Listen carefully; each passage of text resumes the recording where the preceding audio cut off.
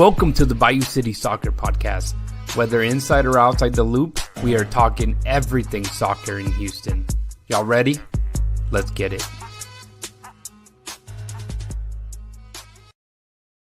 Houston, welcome to another episode of the Bayou City Soccer Podcast. My name is Rudy Segura. Thank you for joining us this late Monday night, but I am not alone as I was last week. I am joined by my friend, the one and only Christian Putalias. Brother, how you been? Of course, I should have said you're probably muted or we can't hear you. So it was on me, right, to bring in the episode before talking to you just so we can get it over with. But I can't hear you. You can hear me, and I can't hear you. Dang, that's great. You can't hear me? There you go. It would probably help if I turn on the mic, huh? That happens. That happens for sure, man. But how you been? How you been, brother? Good, man. Good. Good. Tired, physically, but mentally, we're here, and also kind of sad. Yeah. Of course, a little sad with just Houston sports has been tough, right, this week. Bro. I mean, apart from the Texans winning, it kind of there had to be a sacrifice for that, huh? Like Astros not making the playoffs after 10 years. That's crazy, right? That's after not only that, but they had such a big lead over Seattle. That's true. At one point in time, and you're like, "There's no way they're not gonna make it," and then they were like, "Oh yeah, hold my beer," and then that was that. And I feel like similar to what we're gonna talk about the Dynamo, like they just kept getting lifeline after lifeline, towards the end of the season, and then just they didn't do what they need to do. With at the end of the day, was just win, right? Just win their games, and that's, how hard could it be, huh? How difficult can it be? Yeah, you would think, right? A ball, a stick, same thing with a ball and a goal. I mean, come on, man, let's get it done. But yeah, it's we talked about SaberCats not coming back next year. Obviously, the Houston Texans got their first win, but it just doesn't seem like it's gonna be a good season. Like, if you're still thinking they're gonna win a Super Bowl, put money on it. I'm sure you'll bank a lot if it happens, but I think it's also easy money to lose. Then you have the Astros that we talk about. It's crazy, man, because I remember like way back when, like, I mean, this is like probably after, it had to be after the World Series that they had. You remember the Astros were in the World Series. They got swept by the White Sox. And then after that, they just completely collapsed. Nobody would go to the stadium. Like, you could get super nice tickets for like $10, right? And it was ridiculous. Or you would go and there's maybe like 50 of you, at the stadium. And funny enough, I was one of those people. I was always there. My mom's boss had season tickets, so every time he would give us to go on the weekends. So I was there. I remember being there, like loving the game. I love going to the stadium, even though it was empty and they're losing. The experience of baseball live, I mean, now it's a little bit more fun, right? Because I've added so many things to make it faster, and pitch counts and this and that, and pitch clocks, and I had so much fun. And so it's funny because like now, like you think back and I'm like, man, it's been 10 years since they had not missed the postseason. And whenever I went the most was when they were awful. And so it's funny how, you don't want to call them like golden eras by any means, but like every team goes through it, and people don't realize it, right? Everybody thinks, no, you have to win. Like, it's a must win. But I mean, if you're see it in a realistic eye, right? You're a fan, you follow the team, but with the understanding that it's very difficult to win a title anywhere, and in any sport. And so when they happen, man, enjoy them, take advantage of it, because you don't know when it's going to happen again. 100%. Look at the Rockets, right, with back-to-back wins in the 90s, and since then it's felt close at times. And now the hype is once again elevated with KD coming into town, and what they're trying to do, another push, and people are gonna believe it. And same thing kind of now with the Houston Dynamo, right? Like, there is such a big like there were so many really good players, and that they won the U.S. Open Cup in between all those missed playoffs opportunities, and the hype of like the team here locally, like to me, was one of the best teams, even though they weren't that great. And if people are like, well, what are you talking about, right? Like, because you're gonna compare it to like when Brian Ching was here, or Dero, or this superstars and legends that, of course, got that back-to-back titles for the Dynamo. But I mean, you had Albert Ellis and like in a really good form. You have Mauro Manotas, you have Kyoto, like a lot of good players that when they were here, they did really well. And to this day, and I tell everybody, and is not to be a homer by any means, but I'm like, dude, I've gone to a lot of games, right? A lot of uh, games live, and one of the players, apart from like maybe Messi, or like the top tier, right? But like, I've gone to many games, and somebody that to me, I was just in awe of how good they were, at such a young age, was Albert Ellis. And like, the hype that he had, and obviously kind of life, threw him a curveball with all the injuries and that massive injury. And you realize that they didn't really, I mean, apart from, again, the US Open Cup, that was it. There was really no playoff. There was one playoff appearance in 2017 that they made it all the way to the semifinal. And it just, nothing happened, right? So it's just crazy because, and even then there was way less teams, Christian, right? Now you're competing with 29 other teams, and who knows if they'll keep adding, right, to make it like 32 teams. So I mean, they could expand this as much as they wanted. But I mean, it goes from the days in Robertson when there was only like 10, 14 teams, and even then, obviously, it's a difficult way to win. I mean, talk to New York Red Bulls that's been here from the beginning. Talk to an FC Dallas that's been here from the beginning and can win it, right? So it's really incredible. And I know I'm talking a lot, and like I'm saying all this stuff, You're good. and but it just makes a lot of sense, right? It's crazy. Like, it just the fandom aspect of it, of like you go through ups and downs, and right now with the Dynamo, like they came out of like a really bad situation, making it to back-to-back playoffs. Obviously, the first year with Ben Olsen, going all the way, same thing, to a semifinal, Top right, four. against LAFC, yeah. And was it LAFC? Yeah, it was LAFC that they ended up losing to. And now, it's not necessarily over yet. Kind of named this episode Dynamo Doomed. I think so. I think it's closer to the end for the season, which is a shame.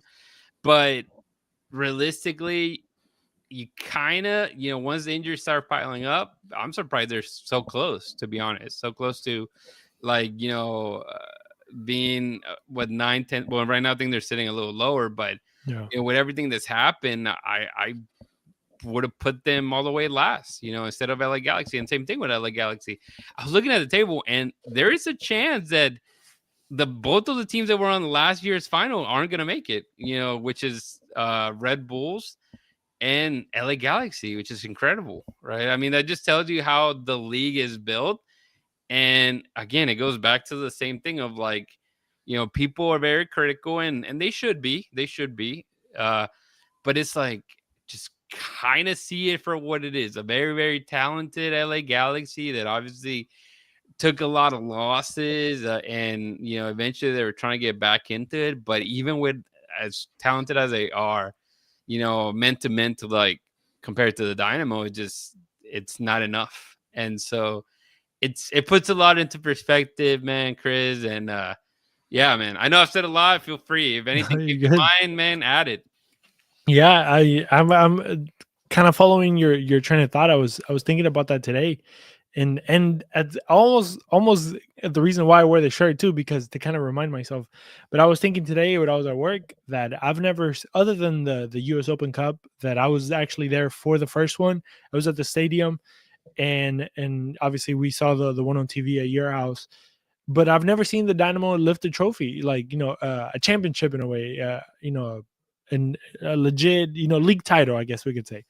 I've never seen the Dynamo win a league title. I came in too late for that, and I was just thinking about like all thinking about my teams, the teams that I follow, that I don't know if I was thinking, I was like, will I ever see a Dynamo lift a trophy?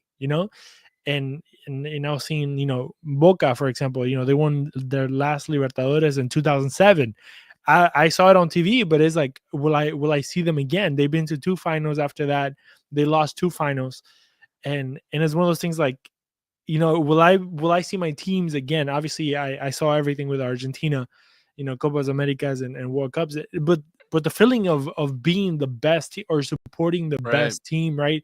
I think we all felt that, as you were saying, with the Astros maybe being, talking about close to home, the sense of pride and everything that comes to it. You're like, man, are we going to see the ones that we care about the most? Because, we care about the Astros, but, Yeah, of course. But it's like, and also obviously the story behind it. It was 2017, like after Harvey, all the things that kind of happened for Houston. And again, same season that the Dynamo made it back into the playoffs, made it all the way to a semifinal against Seattle. Like it's funny that you mentioned that, because it's true. Like I kind of feel the same with like Chivas, right? And stuff like that, in the sense of like in Chivas' case, like international trophies are difficult to get, but I mean, even just talking like a local tournament, like it's been a minute since I won it. Like, whenever in your case, Boca may win and lose every other year the league, right? Yeah. The National League, the National Cup. But for you guys, I mean, at the end of the day, what matters is winning, like, the Libertadores. Same thing with like a Barcelona or like the top teams.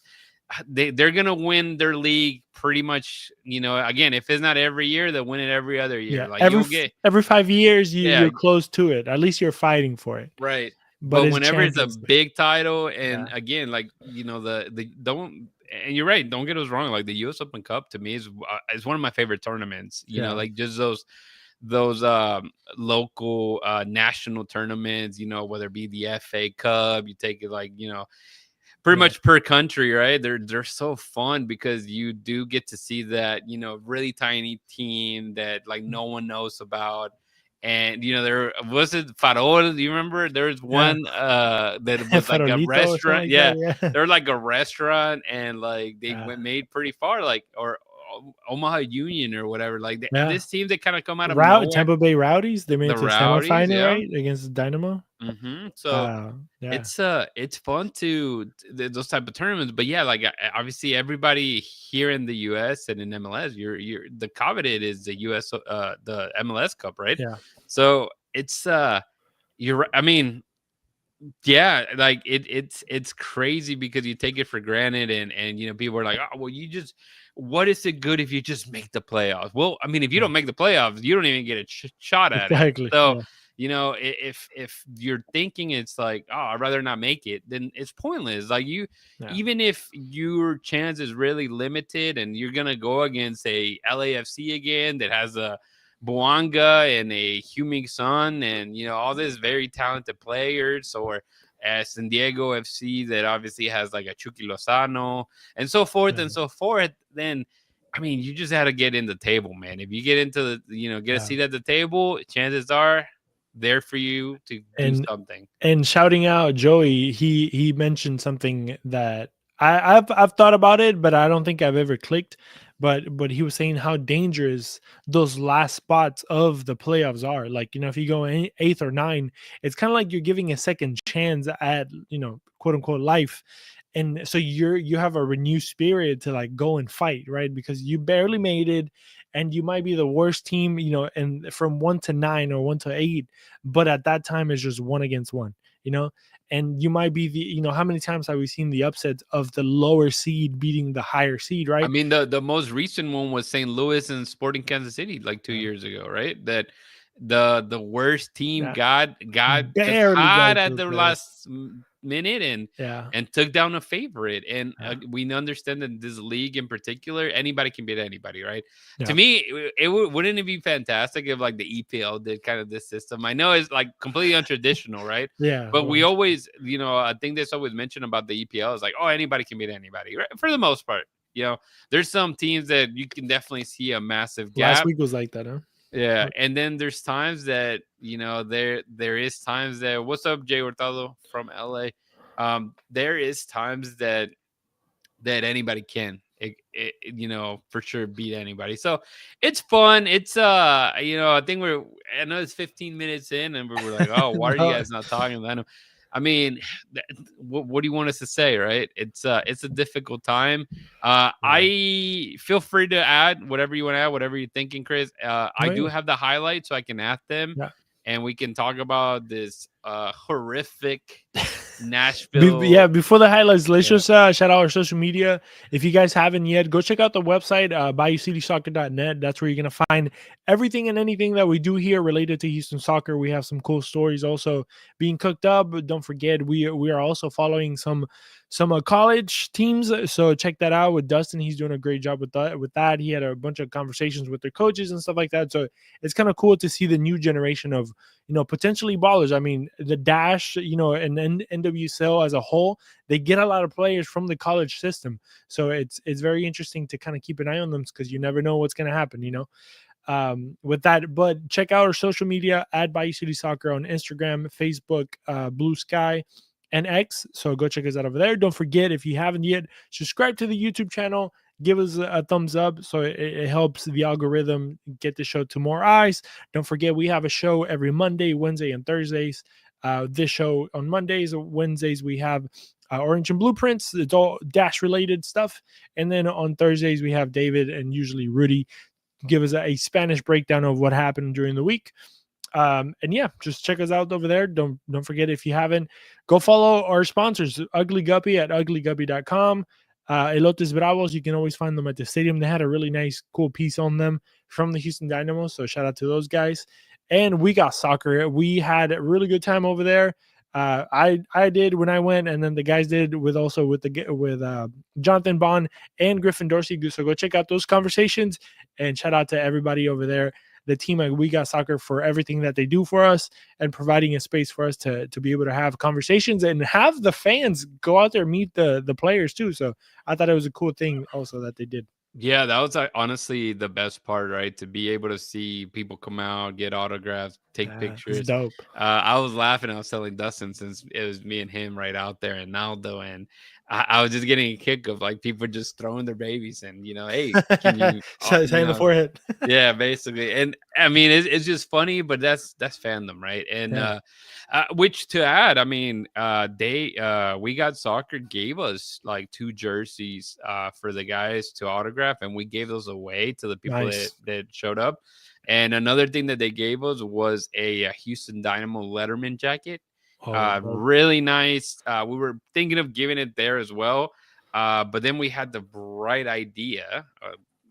idea to give it to somebody for the last home match this season. So keep an eye out, as Christian mentioned. The social medias will give out a giveaway, hoping to add tickets to it.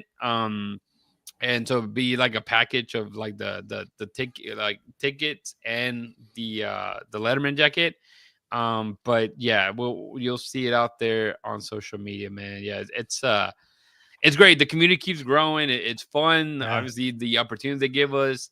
It's nice to have that podcast boot out there, and Houston Dynamo FC, and communication teams that obviously go after hours. Leo came out this time around, but we've had Jack as well out there. We have Edgar. All those guys are really good people, and they do really care about continuing to grow and grow, obviously, Houston soccer. But I mean, this opportunity not everybody gets, and we're lucky to be able to get this opportunity. So very grateful for that. But Christian, yes, I mean, I don't know if we're really gonna lament much, but I mean, let's be honest. I went ahead and recorded again. We knew that we were going to be at We Got Soccer, right? And the idea was the week before, you and me had kind of gone through the contracts,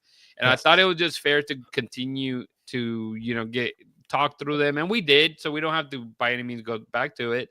But I just we wanted to get ahead that information out, just because of that, right? Because we started to see some of the movements. We talked about the importance of this final games for the players. They're kind of fighting for a contract. Yeah. And so it was fun because we started those conversations, and bam, we see like Felipe Andrade get his bought from Fluminense. So things are already kind of happening in the background, and as this kind of games come along, and the fact that you don't see players you used to see as often, it's concerning for those players, I'm assuming. Yeah. So yeah, this is what we'll do. Let me go ahead and get this video file playing. You let me know if you see it. Oh, what the heck did I click, bro? I'm clicking buttons I shouldn't be clicking. That's what happens here. Welcome to Bayou City Soccer. All right, here we go. Can you see it? Yes. There's no sound, but this is the highlights package, 5-minute highlight package from the game. So from the get-go, we talked about this kickoff, Christian, didn't we? God, I hate that. And it led up to nothing.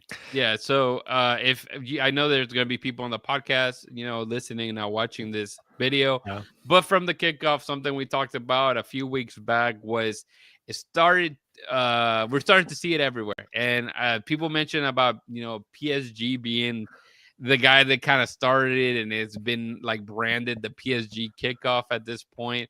But basically, instead of kicking it back to the players, whoever starts with the ball, they are kicking it as far as they can to the corner of the opposition, basically pinning your opposition. And it was evident that Nashville was going to do the high press. And I mean, it just worked in their favor, right? So, not even a minute in, they said it was 2 minutes in, but a minute and like 6 seconds in, out of all this pressure, Hani Mukhtar, takes a shot that does ricochet off of, sadly, Junior Urso's foot and beats Jonathan Bond. And then here, the pressure is high up. But I don't know, Christian. I see this, and I see it as completely Bartlow's fault.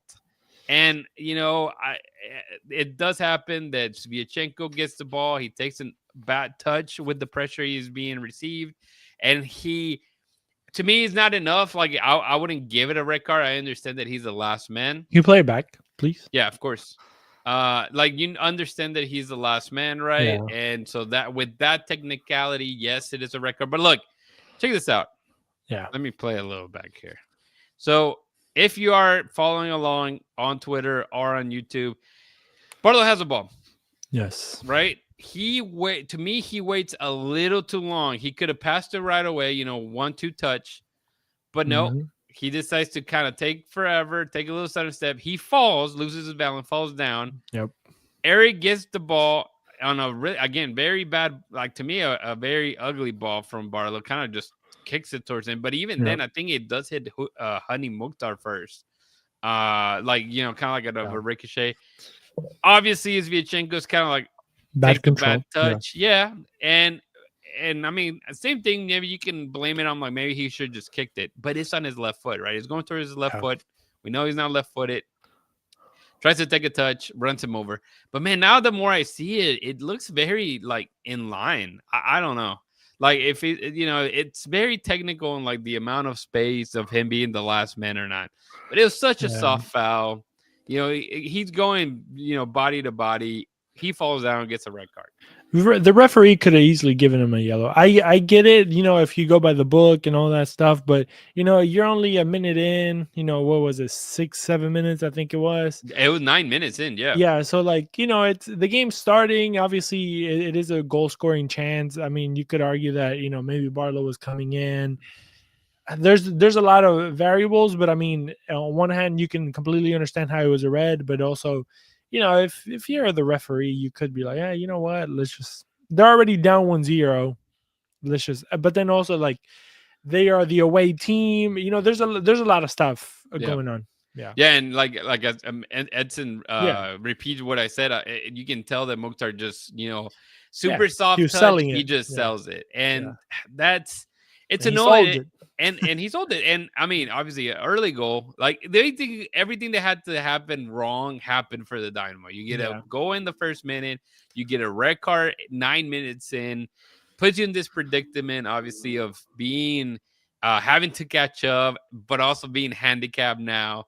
and Nashville was just kept coming at them. And I mean, obviously, Bond kept making a few saves in the first half, keep the team in. It That's was, huge.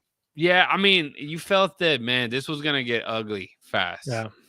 And whenever you kept seeing the minutes, continue to pass and Nashville not scoring, you're like, okay, maybe it's not gonna be a bloodbath. You really thought that way. Because again, there was many saves. Barlow after the red card is looks like a capable center back, which is like, dude, at that point, who cares, right? You already did messed up, bro. Yeah, you already did damage to everything. But 34 minutes in, I mean, it was basically, if you look at the stats, I mean, it was all Nashville. Nashville was just with every single opportunity. It was going to be a difficult game. The two guys that were, if you were going to keep eye on two guys for Nashville, it was going to be Mukhtar and Sam Sudrich, obviously. And then this here came out of nowhere. Very well played. McGlynn driving the ball. Put on the screen. Oh, sorry. No, you're good. You're good. Now you tell me. Like, I'm over here talking. No, I thought you were just people like could see me. I thought you were just talking about. My bad. Here you go. Oh, it's crazy. Like when you see the. Give me a second. No, let me remove all this. Let me remove this. I didn't mean to do that to you. There you go. Right here. So yeah. There we go. Ooh, yeah. So yeah, let me play this one. Yeah, obviously this opportunity here by Sam Sudrich that I was talking about. I mean, very well strike of the ball, man. Here, I mean, for how unorthodox it looked. But then this play out of nowhere, you see Ponce was hustling the whole time. You see McGlynn drive the ball forward, finds Nali, and Nali usually would get lost outside. He finds Urso, and Urso just, I mean, goal of the week. Good shot. Easily, right? I mean, it was especially, I don't know if this replay has that back, awesome. The back view behind Urso, but you can definitely see how that ball is going out. I mean, it's going out, it just dips right into 90. It couldn't have been taken any better. It was exactly what the Dynamo needed so late in the first half, 40th minute. Man, I mean, this centered, central defender or CDMs, however you want to call them, they usually score bangers. That's, if they're gonna score, they're gonna score a banger. But here, look at this, Christian. That was going out. You see how it just takes, there's no way. I mean, if you really look at Willis is really well positioned for that. And he's tall too. Yeah.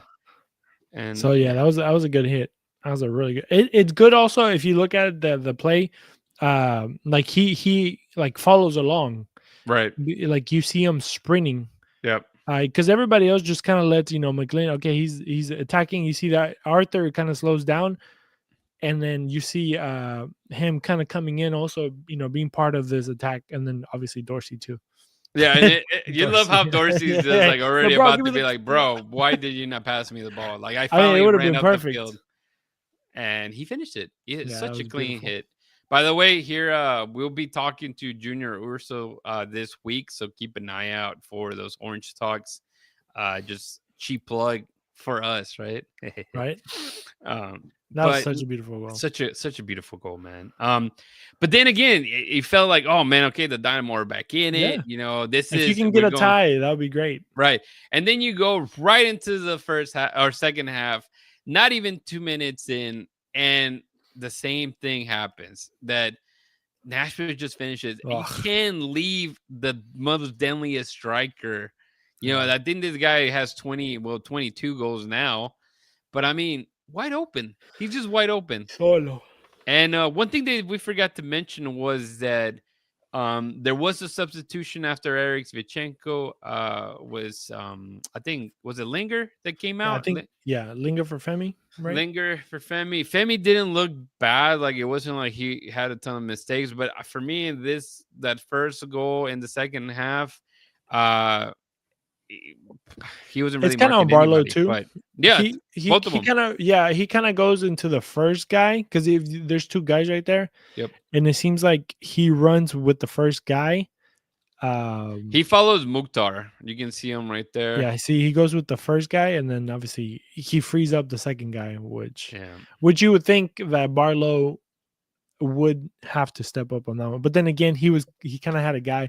It was an overload of people at the time. It was kind of weird because you see he's kind of marking the guy behind him.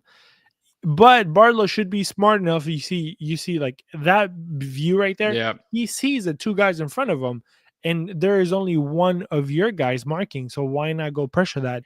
Because you know that there's there's somebody you're running behind you, but I think the priority would be to either go closer to that play to kind of be at least centralized because you know the guys are coming behind you to kind of cover that gap for Yeah. you. And I think it's But like a domino effect, right? Because if you see also like Felipe is behind the guy that Barlow's supposed to yeah, be marking. yeah, And so he's not necessarily being marked. So you can tell why Barlow decides to stay with him. yeah. No, And yeah. It's it opens, understandable, but yeah, no, and it yeah, opens up. So it's like at the end of the day, like that's just bad positioning for everybody in that line. But yeah, again, it's you kind of have to claim your space. As a center back, you shouldn't allow people to just get a yeah, freebie right in front of goal. Such an ugly shot too, you know. It's not like yeah. He he was like, oh, barely what a tapped it. great. All he did was redirect that ball Yeah, towards and beating Bond. And you're feeling okay, you know, there's still time, and not even 2 minutes after that, you know, they let the field be stretched. You got Femi kind of, I don't know exactly what he's defending, and then Andy Nahar just put that. I mean, obviously, very good save by yeah. Jonathan Bond from the first shot. I think that was Shuffleberg, if I'm not mistaken. Yeah, The it is blonde kid. Shuffleberg, Canadian. Or no, maybe it is Surridge. Yeah, it was Surridge. My bad. Damn.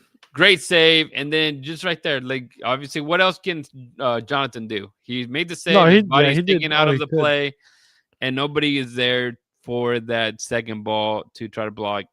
I mean, just throwing your leg like that in Barlow's case is not good enough.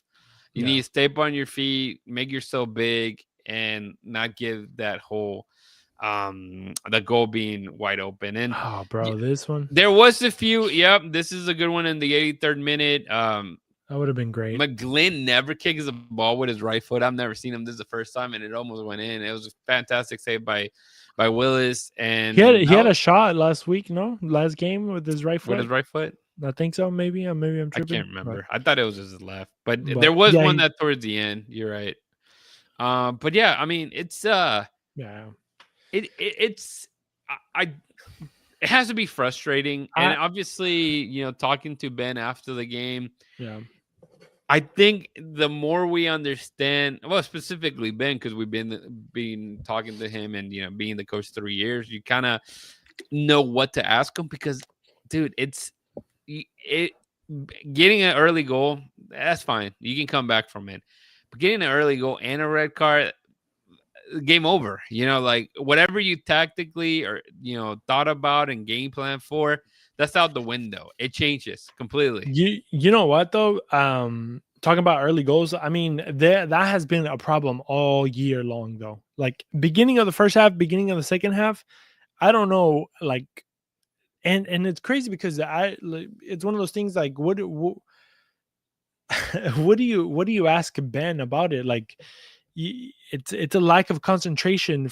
How many? I haven't done the research, but I've been meaning to. Maybe I'll do it like in the next couple of days. Just ask But Dynamo Stats. yeah, Dynamo Stats, if you're listening, hit us up, Dynastats, man. yeah. For just how many goals have the Dynamo got scored on in the first like 5 to 10 minutes of either the first half or the second half, and you're gonna see that that's where they get shot at, like, and then obviously at the end. But like during the game, they don't really get scored on. They usually get scored on right in the beginning or right at the end, and it's just like a lack of concentration in those dying moments or the beginning moments of the game where you're just Especially in the beginning. should be I give you the beginning, aware. right? Because in the beginning, like, you're not necessarily tired, you're not necessarily like You have to be physically exhausted, you're not mentally exhausted yet. And as you mentioned, right, being a little naive, and even Ben mentioned the fact of that, being a little naive, not necessarily being a little too passive is, I believe, the word he used, and to start off the game. You put yourself in bad situations, like I agree with that. What I don't understand is how it just keeps happening the whole season. And I don't understand what Ben as a coach or the coaching staff as a whole has to do. Like, what are they doing about it? You know what I mean? I just feel like, I don't know. I feel like obviously it's not their fault because they're not playing. It's hard to blame a coach for something that the players did when it's the players' fault. But then when it becomes very repetitive in every, like, every single game you have the same problem, you as a coach, you have to like change something. I don't know what, I don't know how, but I feel like it's one of those things like, oh, if we just keep doing it the same way, I don't know. I just thought it's a problem, but I think it became such a big problem that now it has become the problem of a coaching staff. Yeah. And I feel like now, with so many occasions of the same thing, they are to blame. It's like, Yeah, first time absolutely. shame on me, second time, or first time And shame on you, second time shame on me type thing. I but think it just comes to and I that. was and I wonder, how of this is to like the gameplay you used to have, right? With somebody that wants the ball, that Yeah. would hold the ball as an Hector Herrera. And you see it especially I towards was the thinking end, and about it's that it's too. it's crazy. But yeah, because you think about like with Herrera on the field, it was the ball always went to him. And he Always. took care of that ball. Like that was his, baby. Like he knew, like I mean, Yeah. you can never really remember him losing the ball in the middle of the field. A Yeah. lot of the times he would lose the ball when they're trying to be a little too fancy, and he was all the way, Yeah. playing next to whatever center back and get a little flashy and lose the ball. That happened 2-3 times that I can remember. But for the opposite of that is he always kept really good possession of it. Yeah. He distributed well. And it's just, I think that's really the lack of it, because you would see them and you go as far as like the very beginning of the season, right? With all the errors that like players like Femi and even Arthur made, giving the ball literally to the opposition. And it kind of faded after 10 weeks. Yeah. And then it's kind of starting to return again. It's just there's a lack of a player that can mesh Leader. and a leader that can just be like, hey, the ball is mine. I want Yeah. it at my feet. Because for as long as we've seen other players come in and try to take that responsibility, and a Jack McGlynn, who is very, very talented, they're Yeah. not guys that are always asking for the ball. That there's times that McGlynn, you don't even know if he's playing or not, right? You don't Yeah. even know. It's just a quiet guy. Exactly. And again, you can't ask Arthur to be that guy, because he's not that guy. Yeah. Arthur is the guy that just cleans up the ball and has to give it to the guy with that vision. And there's nobody there. And again, if it's McGlynn is playing too high up the field. He's not gonna be on the ball as much as an Hector Herrera was, or a Coco Carrasquilla, or even honestly, even a Brooklyn Reigns, right? A guy that wasn't there for this game, and it's playing with the U20 net. Which, what was the score? Was it 20 20 Wait, 20 to what? 1? Are you serious? I mean, at halftime they were up like eight No. goals. Yeah, man. The U20 was killing. Are you kidding me? 9-1, 9-1. 9-1. That's what it. Oh, they scored 7 in the first half, dude. That's crazy. But yeah, it's just, and Jeff, yes, it's a lack of leadership, focus, motivation. They take forever to get. Yeah, it's just one of those that I just feel there's not a true boys. There's not a true leader. And that's where a lot of, miscommunication happens, because I don't think they have somebody. And again, this has been the entire season, somebody comfortable enough to be like, this is I want the ball. The ball comes to my feet. And we would joke around in the past about all they do is look for Hector Herrera. And that's where I'm going with this. They're trying to, in this season, kind of move away from that notion of play. But in reality, I think that's what works best for a team like the Houston Dynamo, a team that doesn't have the superstars that other teams in the league may have, right? Doesn't have, and even if they're not like the most known, I mean, just the quality of players are such a step up in some other teams in comparison to the Dynamo. And when you don't have a reference point, right? I think that's what makes a lot of these problems that we've seen all season be the issue for the Dynamo, Chris. Yeah, those are the two main issues: the lack of quality in the roster, and the lack of leadership in that one person that is going to take you to the next step. Uh, Hector Herrera was everything, wrong, but or whatever he was, but at the end of the day, it was a guy that everybody kind of looked up to. You can talk to anybody on that in that squad, and everybody would tell you that people looked up to him. He was a leader, and then also, like you said, he was just a good football player. Like he commanded respect. He commanded, like if he had the ball, he set the pace. If he wanted to go fast, he went fast. He wanted to go low, he went slow. And that's just who he was. And I think that's what the Dynamo lacked. Obviously, um, a terrible year for Pat Onstad and Asher, in my opinion, in the sense that they were not ready. Beginning of last year to this season, from last season to this season, they did. I don't think they did a good job. They did. I think they just kind of patched the holes, that they kind of could with at the best they could. But I think they didn't do a really good job at all. Especially trying to replace guys that were literally the heart and soul of your team, like Hector Herrera and maybe Coco, right?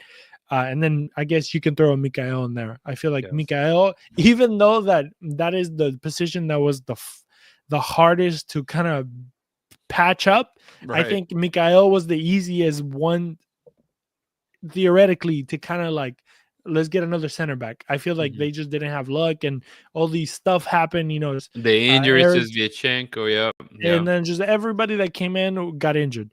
But I feel like getting somebody with the attitude of an Hector Herrera that is a leader, a character, a person that can guide you from the field out, I think that's what lacked. And just Jack McGlynn wasn't that. He's a really good. He is going to be a lot better if he had somebody next to him that could, give him the confidence of like, all right, you kid, you play your game. I got you. Like, because I think that's what happened in the beginning. I feel like we expected a lot from Jack McGlynn, and we gave him a lot of crap because he was supposed to be the savior, not the savior, but the replacement to what maybe Hector or Coco was. And he's still a kid. He's still kind of growing into his role. And he'll even say it like, a couple months before, he didn't even know he was coming to Houston, so it's all new to him. Yeah, and also coming into a position where, hey, and obviously the expectation can throw you for a loop for sure. Yeah. But just to add, and again, I don't want people to be like, oh, they're still talking about Hector Herrera, and I think you have to, but we'll take it into somebody that a lot of people here, their Houston Dynamo fans are gonna hate, right? Austin FC. If you see Austin FC, they brought in Elias Sanchez, one of the best midfielders of MLS. And Austin has been a transformed team. The ball has to go through Elia. I mean, we if you guys follow the league in the sense of like, watching the games in MLS season pass, every time I hear the commentators in both English and Spanish, they always talk about how Elias Sanchez is just one guy that always has to say hi to everybody, shake everybody's hand. Like, he takes his time. He's very respectful. He's a leader, right? He doesn't have to do stuff like that, but he does. And you can see it as well in the field. And I'm not saying that Hector Herrera was that guy. He wasn't there to like, be kind to every single guy, but he had the experience of obviously playing in top leagues. He had the experience of playing in top competitions. And so for him, it was more on the field related leadership. And yes, he seemed to click very well with the rest of his teammates, especially in the midfield with Arthur, Coco. Like, those were guys that you can tell that they really did hang out, in the off season or off time, off days. But it's missing. And I know people are going to be like, no, the most important player that you have to have is your striker. You need somebody that can score a bunch of goals. No, it needs to be a winger, like, a Messi type of player that, I mean, Messi's a completely different guy. But if you have a very good winger, that's what you need. But in reality, every single team that is very successful, you'll find a guy that just takes the midfield, for it's their territory. Nothing goes through there. They're always it was funny because it reminds me of there was when my brother used to play with at San Jack. There's a couple kids that obviously came from Spain, and there was one kid that played in the Real Madrid academy. And Real Madrid, I mean, huge, right? And just to be in the academy is a big deal. And I think it was kind of similar. There's a Mexican player. My brother would ask, I was like, oh, so you played against Barcelona? There's a couple Mexican players in Barcelona. The Dos Santos brothers were there. And so this kid would talk so good about like Jonathan Dos Santos. About, if you're a midfielder, like you just make a big square. Yeah. And that's all you run. And every ball, it's your ball, no matter, like even if you make that center of the field, right? The big circle in the center of the field, that's you. Like nothing comes through there, and from there you distribute. And I mean, obviously, Jonathan Dos Santos is not by any means like, a Xavi Alonso. He's not a Sergio Busquets. He's not, another maybe top player that played in Barcelona, but just having the ability to be the guy that it's the distributor, the connector, the guy that is looking and has a good vision. And that's the thing. You look at this Dynamo team, and there's no one that has that vision, right? I've been critical of players like Amin Bassi, that they're supposed to be your 10, your creative midfielder. And yes, Dustin and Joey are going to be like, but look at their passing. Dude, there's just so much you're passing. I mean, I could pass it from me to, 3 yards. Me to you, yeah. And that's fine. I mean, that stat can go pretty high, pretty fast. If me and you, Chris, are just passing back and forward, right? I'm a fantastic passer.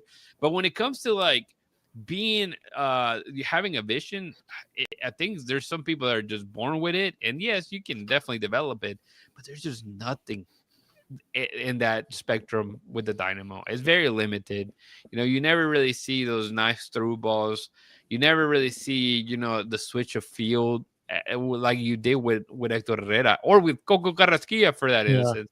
How many times did we see Coco Carrasquilla just from the right hand of the field, just whack it to like alley, or the opposite, right? He'll hit it to like Dorsey. Like how many times have we seen that this year? And so then you're like, okay, Ben out. Like just get rid of Ben. Let's get rid of Pat. Like you start throwing everybody on their buzz, but then you realize like, hold on, like pump the brakes a little bit. Like the quality of players that you have are not even close to what you've been having, Chris. Yeah, 100%. I mean, it's not the same. It's different. It's completely different, and that's why I completely understand when people get mad at Pat and Asher. But just because obviously you had 1 year, and I'm not trying to defend them, but just because obviously they had one bad year doesn't mean like we're just gonna kick everybody out. I mean, you also have to give them grace of also bringing Hector Herrera and bringing people like that. I mean, they were critical in bringing people like that and giving you 2 years where you actually had a competitive team. And obviously there was decisions made to, as they say, a goalkeeper, a center back, and a midfielder. That's where you build your team around, right? Like the spinal cord of your team. And the Dynamo had that. Obviously, they lost those all three pieces, but I think we replaced it really good with Bond. I think he's going to be great there. Eric should be the one that takes over the reign of the defense, but he's been more out than in. So that's going to be a problem when you have a rotation of center backs that don't have control of the defense. You can say Dorsey has been the more consistent player there, because even Escobar hasn't even played everything. I mean, you had a guy from Brazil that came in and beat him, beat him for a job. So he's probably not even going to come back. So it's a guy that it seems like he's mentally checked out. I mean, personally, it doesn't even seem like it. But seems like he's there. But Dorsey is the only one that kind of feels some type of way. And you see the hustle and the way. I'm not saying the other players don't hustle, but you see the different type of hustle in a way. And just Pat and Asher just did not have a good offseason, and it has to be that I think they did a good job in coming out and saying that they messed up in a way, like, taking blame for it. And I think Ben Olsen did the best he could with the pieces he had. Yeah. Obviously, he's not going to come out here and say, you know what, my team is, And lacks quality, and we but talked a little bit of you can see it in his eyes. yeah, and also the offseason was not great, right? By the time the first transfers window, nothing really came in, and you heard a lot of good rumors. Some people that were, I would say, you look at the comparison, right, to the stats and all the attributes, and the players that were sounding very close to signing with the Dynamo are like, dude, this makes a lot of sense, right? Bring this guy in. He matches a lot of what Hector is doing, and it just didn't pan out. And I think in a way it was also nice, not for a lot of the fandom. I understand the fandom. I'm a fan too. I wanted this team to win, but the way that they ended up approaching, like, man, I think we dug ourselves into this really big hole, and I don't know if it's smart enough for us to just start buying players that may not work out as much as we wanted to. And they started investing or gaining players that had very low hits when it comes to the rest of the season. You bring free agents, you bring guys that you can have for the rest of the year, knowing that they have to have all kinds of different what do they call those, like whenever the hurricane's coming and they're like, they have different trackers and they have like different diagrams, like they have to have something like that, right? Like, for sure. And so I'm sure everything was pointing to like, oh yep, direct hit, it's gonna be it's gonna be a doozy, like this is gonna hurt. So should we put everything on this transfer window more of a patch job, or that's what it's been, or just bring players that are not gonna be as impactful for years to come? And I think that's what they ended up going with. And I mean, it's worked. Again, we're here talking like they're the wooden spoon winners, and they're only 2 points away from the playoff position, which, yes, you have 2 games remaining. There's other players or other teams that have 1 or 2 more games in hand.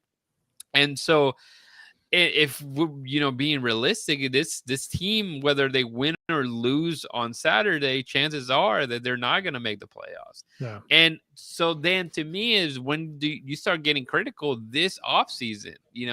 This is the offseason that if you don't see players, and again, you're not going to sit here and say, I'll bring big names, because the reality is they're not going to come. Right, we're not. Houston is not a city. Yeah, if you can get somebody to buy in like you bought in Hector, and let's be honest, he didn't come for pennies, right? Like, he was just on there. I think there's only 2 players that he was making less money in the league, and it was like Messi and like some other star, right? And so it's like they're not gonna come for cheap. So that's what you have to take into that's what you have to take into opinion and like consideration. The consideration. Thank you. That it's like, if you're gonna bring somebody, that means you're gonna pay them well. So you have to make sure that they're bought in and that they are gonna be the player you want. And because again, the other player asked, actually, Insigne,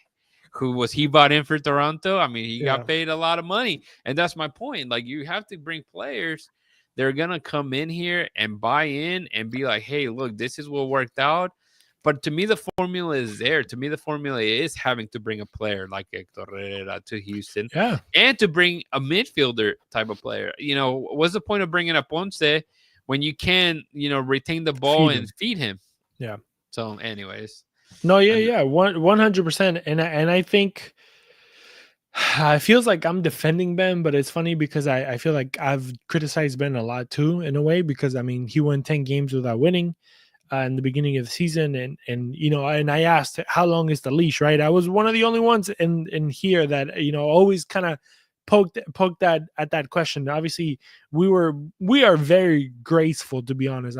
We are probably the only podcast in the Dynamo universe that kind of it's a little level-headed too. It's I don't know, maybe, I don't know, but we are a little bit nicer than everybody else. I don't listen to a lot of other podcasts, to be honest. I listen to some here and there whenever like I have time, but I try to. They're the only, not that I don't like them or whatever. I really think everybody's awesome, but I like to form my own opinions, because I feel like if I listen to other people, then I start kind of thinking like them. And I like to kind of do our stuff first, and then I'll probably go listen to what they have to say. But I think that everybody does a great job out there. So shout out to everybody out there. Um, but yeah, some of the stuff, yeah, I don't agree with, and I'm like, that's just retarded. But and that's fine. They can have their opinion. I can have mine. I can be wrong. They can be right. It is what it is. But I think Ben Olsen also, in this season specifically, he was dealt a shitty hand, and even though he did make some mistakes, in my opinion, as a coach, or an idea, the way that he like came into games, obviously it's a lot easier to say these things afterwards, because whenever you go into the game, you go into it with a plan. The plan probably goes to shit, or you just don't have the players that can execute the plan. I mean, the guy was playing with a guy that was 24 years old, that came from D2, where he was okay, at D2, and he came into a professional team where se mandaba más cagadas que no cagadas. Like he did more mistakes than good things. And I mean, and that's all he had. You know what I mean? Like, you see now there was a red card, and you looked at the bench, and he didn't have any other center backs other than Awodesu. And it's fine. I feel like the kid has learned, and he has grown also in that position. But imagine going into a season straight off the bat, okay, now you're a pro, go. And it's like, no, like, guys like that, you progress them. I mean, we haven't seen Sebastian, we haven't seen Diego, we haven't seen other guys that you would think like, okay, and if you put them in a line, maybe those guys were in line before him. Even Brooklyn Reigns didn't play as much. Yeah.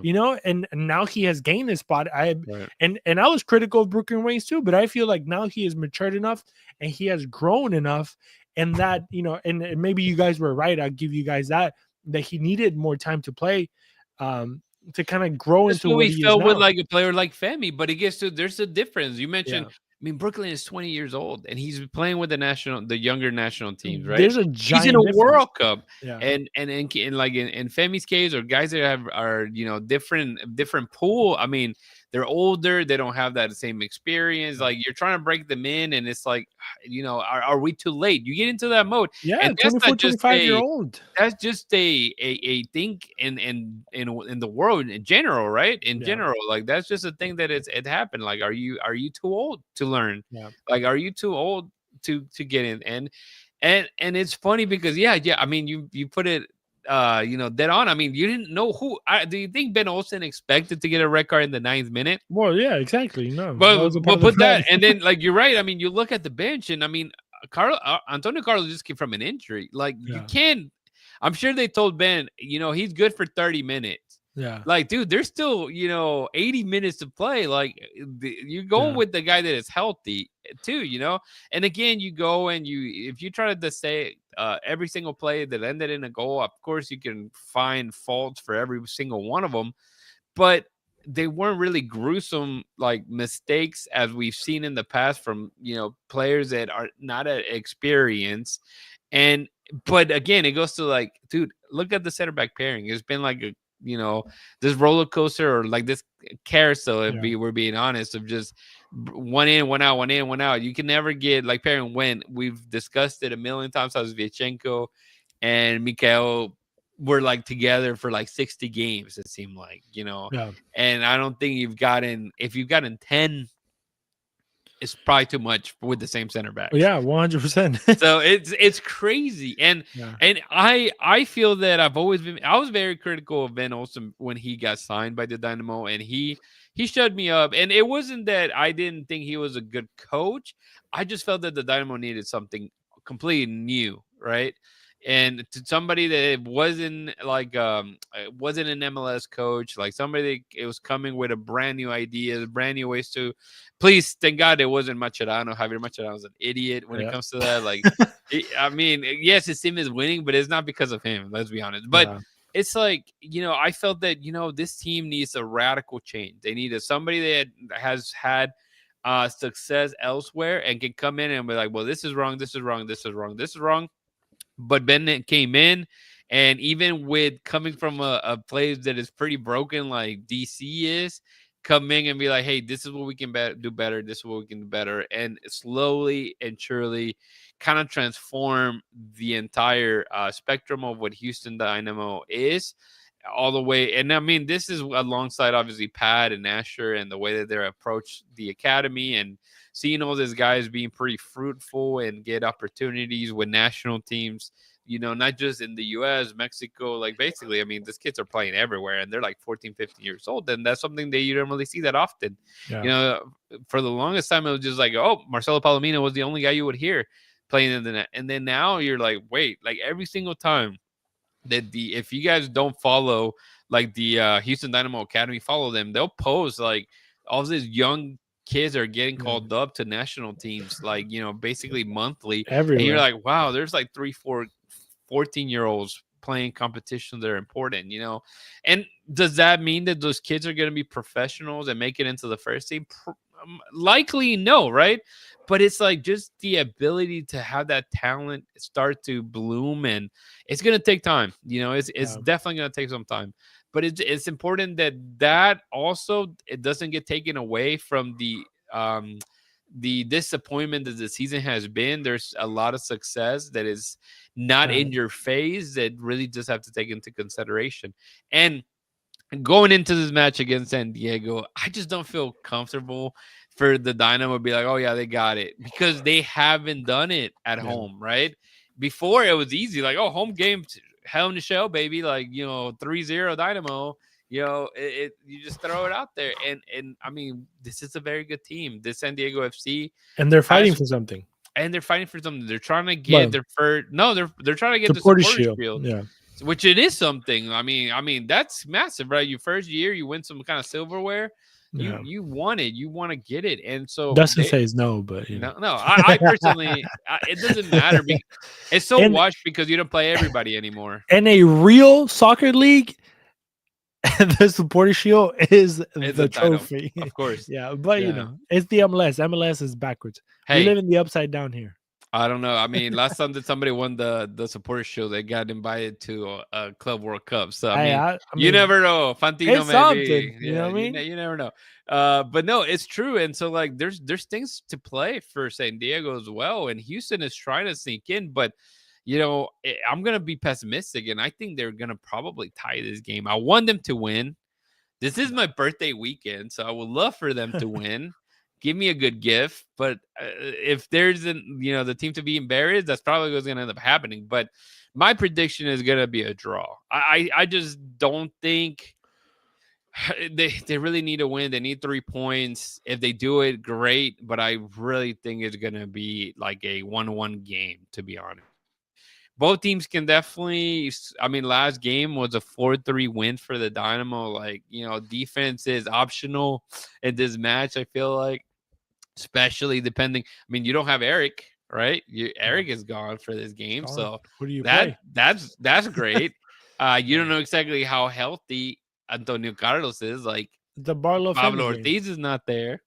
Like, it's gonna be Femi and Barlow. Definitely. What happened to there wasn't there another center back? Lowell, and he would. I don't think he wasn't on the bench. So it's all these issues you're running into. Look, I'll tell you, this is not official. We'll get the official injury report, but FootMob has Eric being suspended. We know about Tarbell. They even have Blake Gillingham with a head injury. So this guy getting concussions in practice as well. So even if you need a backup, he's gone. Daniel Steres, they have him as a mid muscle injury here mid-October. So we won't see him anymore. That was a waste. You have Franco Escobar with illness, and then you have Quiñones out. So I mean, all the other guys are going to be questionable, I'm sure, when I say other guys being the center backs. So you're right. I mean, it could be a bloodbath, honestly, if you're really looking at it. Like, who are you going to put in? I mean, are we going to see them bring, like, one of the D2 guys at this point to just be in the bench? When it comes to center backs, bring, like, what's the guy that they brought? Like, Ramos, I think was his last name. I think he's like 6'5" center back from Uruguay. Like, I mean, just as a filler, right? At this point, yeah, I think so. So it's like, I mean, it's a stretch. Like you're heading into the last 2 games of the season, must wins. Since they've been like the last 5 games, but then you start losing this amount of players, and the same thing. Like again, you don't want to be like so like, oh my god, poor Ben Olsen. Look at his squad, because at the end of the day, you have to win and you have to play. And I think one of the questions, and if you guys didn't get an opportunity to listen to that live show that we did at We Got Soccer, I think one thing I mentioned to Dorsey was that about for a while it was that back line, you knew exactly who was going to play, and this time around there's just so much shuffling. And he said, well, we can't really make an excuse, like we're going to play with what we have. And that's like the political way to say it, right? Yep. Like that's the correct way the correct way to say it. But at the end of the day, I'm sure he was like eating inside trying to answer that. Like, yeah, dude, like it's frustrating because we can't get, a team out there, basically. Yeah. Especially when your defense had been one of your biggest strengths. But then also, I mean, going back to kind of what he said, at the end of the day, it is a professional team. Like every single player in that team gets paid to play soccer. So you have to be better than, like, I mean, obviously the thing is not like the team as a team. The team is the problem is the quality of the team. And it's just not there, and that's just what it is. Individual players are not, the quality of them as players is not up to par to play as a professional soccer player. Or maybe they are, but maybe in a different league. But in this league, they're just not up to par. And that's the problem. The problem is that you have players that are not capable of playing professional soccer at this level. And it's harsh, but at the same time, it's like, you are getting paid to play, so you need to live up to the standards that we want you to. The standard is, if you're a goalkeeper, you save. If you're a defender, you defend and you get clean sheets. And I know it's easy. It's a Bill Belichick approach, right? Do your job. Just do your job. You get paid for it. Do your job. And that's where you see that, yeah, everybody gets paid to do the job. It's just that some are better than others. And that's just, at the end, it's just that what happens. The quality of the Houston Dynamo today is not good. And they're not going to win games against really good teams with really good quality. I mean, Mukhtar and Schafferberg and all these guys, like, know that they're quality players. They have been proving it for a couple of years now. I'll let you read this. We'll leave it there. Yeah. But Femi is not a professional soccer player. I mean, we saw him with Dynamo 2 again. We're like, oh, look, there's his level. It's just crazy that when you to give Dago like some, it's crazy that you see that man and you're like, he gets paid to play soccer and I don't. and this, obviously, I'm not comparing myself to that because I cannot run. I'm not athletic enough, and I obviously, and that's also one of the things, because I listen to a lot of like old ex-players, soccer players, to make it as a professional soccer player in any team. I applaud you. You did something I could not, and we outside could not ever in our lives do. At this point, it's an ever, because I could never be a professional soccer player. And you did. I applaud you. I respect you for your hustle. Just know that you're not as good as others that are in your field. And that has to suck if you're the coach that is in charge of this and trying to, you have the roster and you're like, man, like I can't put a team that I like. I mean, Ben Olsen is not going to tell you like, I don't like what I'm doing. Like, in the sense of like, I have these players to pick from and none of them are good. They're not up to the quality and standard that I want them to be. And that's why I think this offseason, like somebody was talking about putting their foot down and talking to the team. This has to be Ben Olsen talking back to Pat and be like, hey, like, I need you to do better than that, like better than what you did, because you're literally like handicapping me to my job. And at the end of the day, it's going to cost not only, Ben Olsen the job, but Pat, but the other way around. Not only Pat, but Ben Olsen. And I'm sure Ben Olsen doesn't want to get fired. I'm sure he wants to win. The dude's a competitor. He gets super pissed when he loses. And I'm sure Pat does too. But at the end of the day, like, if the dude is going to go out there handicapped, if he's going to go into a battle with a freaking toothpick, like he can't do much. Like, he'll stab you a million times and he'll probably, kill a guy. Yeah, especially when they're supposed to be buddies, right? I mean, like, Ben coached him for a little bit. Like they work together. Like and I'm it's sure like the you and relationship me, is there, right? but You tell me like, hey man, I need to buy 4 cars like for my lot. I need some quality here. Mercedes will be fantastic, I'll bring you but full Honda and then Civics. they're like, yeah, it's like, hey, Shout out to everybody here's on the I got Civic. you some Civics. I know you wanted some Mercedes to, put in this, really nice garage for everybody to see, and it's like, but hey, it has all of them have It's a 4 car. wheels. Yeah, I'm saying. Yeah, you can sit some people in it. Yeah. Like so It's it's still a car, you still work, still runs. yeah, It does what it has to do, but the quality is not there. yeah, And that's exactly. just what and that's it's gonna be interesting too because we did talk about the players fighting for contracts and there's gonna be a lot of I feel like there's gonna be a lot of turnover this year too. Just like we saw it in the beginning. And I don't think they Absolutely, planned. I don't think they absolutely. planned for like Mikael and they didn't plan for Hector. Herrera, I guess he wasn't what they hoped it could be. Maybe they were hoping maybe Hector Herrera could give you another year to kind of plan his retirement and find his replacement with a little bit of more time. But I think it was just a little bit too sudden. That the fact that he wasn't playing and he wasn't as active and he did some other extracurricular activities, but I don't think it was because of that. I think it was honestly the fact that you are getting paid a huge amount of money and you're playing 50% of the time that you're supposed to be playing. And I mean, business is business. If I'm paying you $5 million a year for you to play 80% and you're giving me 40, it's like, like it's not reasonable, especially for a guy that has to be spending the cash, Yeah. But yeah. No, Who it's knows? true. It's true. Let me see. I was gonna share something. This is funny. Like we'll end it with this. I know you can hear me. We'll end it with this. But look at Ben Olsen. Look how this is 2022, man. I think he's aged like 10 years in 2025. I Bro, mean, he has like a white beard. dude, yeah. Now, you do feel bad for him. And like I said, it's supposed to be this partnership. It's supposed to be this. What are it had a word they always kept using, and I'm like blanking on it. I'm sure somebody remembers.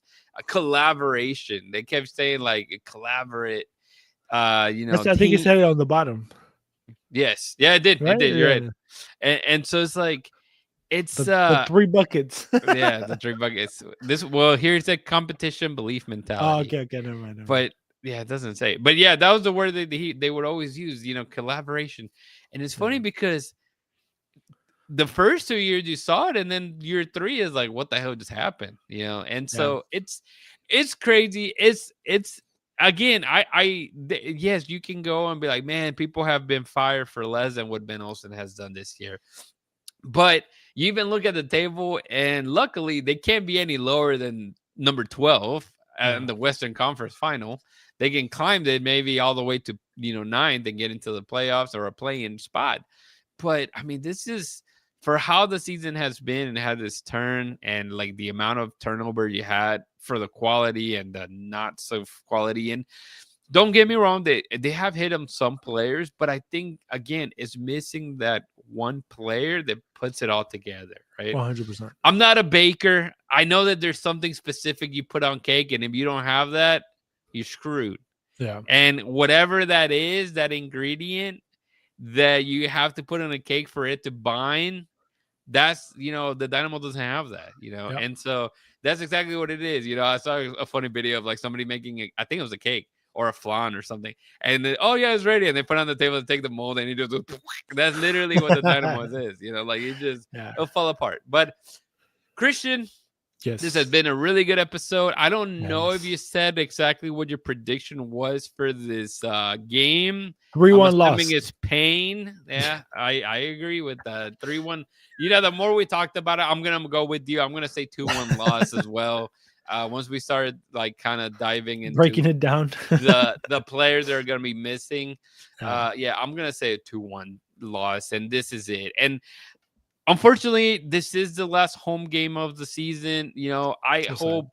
Are you gonna be there, Chris? You better be there, man. Yes. I told my wife, I was like, I gotta go. It's the last game of the season. I haven't been. I honestly, I miss you guys. I miss like going to stadium. I haven't been to a stadium in forever. It feels like. Yeah. Yeah, man, I miss it. Yeah, So yeah, I will be there. I may be there with my dad watching the game in the stands, unless he changes plans like he tends to. But if not, busy then man. I'll see you at the media press, at the presser, and obviously final time that we'll see the a lot of this team, because you're right. I mean, Yeah, there's going to be a lot of turnover. So you're going to start lots. seeing a lot of people saying their goodbyes. Maybe not Hector Herrera walking out after spitting at a referee type of thing like we saw No. last year, but close enough. There's going to be a lot of players that, people were really, really fanatics of. Where's Bossy? Who needs Bossy when, who needs Messi when you have Bossy? All that stuff is likely going to go away, and it's sad.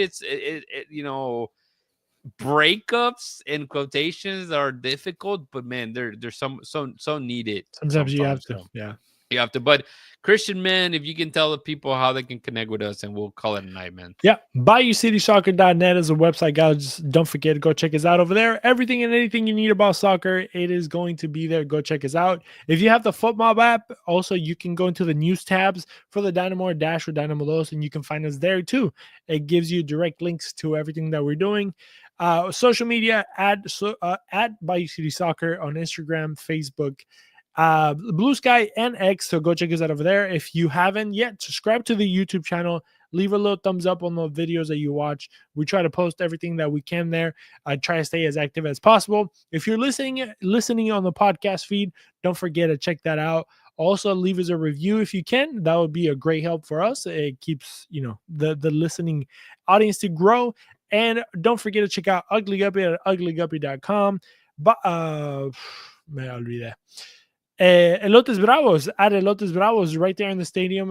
Like we said, great, awesome recognition by the club towards them for Spanish Heritage Month. And as always, We Got Soccer for their great support at wegotsoccer.com. They have really good stuff over there, really good sales. If you can make it to the stores, honestly, those I wish I would have had those when I was like in middle school, high school. That I would have been is the dream of a soccer fanatic. Jerseys from everywhere in the world, boots that you can literally, it's an overload. I was remembering today, I don't know if you ever had those soccer.com magazines. Oh my God, bro. I would get them just to get them. Just to get them. Just to be able to, especially because of the ads. I think the last one that I remember was God, I couldn't Agüero with his Pumas, and they were like the pink Pumas. Those were like the last ones that I bought when I still sort of played in Sunday leagues, like in my early, I think I was like 21, 22. But yeah, those catalogs were fantastic because you were beautiful. Like, oh, this is great stuff. No, I agree. We Got Soccer is like that, but in real life. So, go check it out. And let me plug in my show, History Football Club, too. So go check it out on all the on the podcasting platform. So if you guys like that, also let me know what you think about it. And then I'm still doing more research and more stuff. So new episode coming soon. So check that out.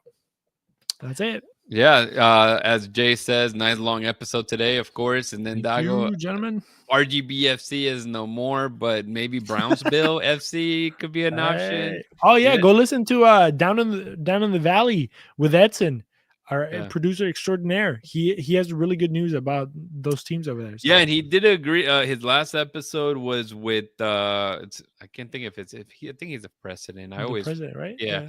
For the RGB Red Crowns. It was really good. I listened to that episode. I still need to get to. I heard that they have a merch coming up, so at this point I'm gonna have to wait because the last time that I was gonna buy a hat, it was gone. So I was like, dang, sold out. Yeah, and I know he was mentioning about the jerseys being sold out and they're getting more shipments, so there should be a new drop. So awesome. I go to the Valley enough that they told me that I belong, that I'm a Valley. One of them. I'm not a Valley girl, but I guess Valley boy sounds weird, yeah.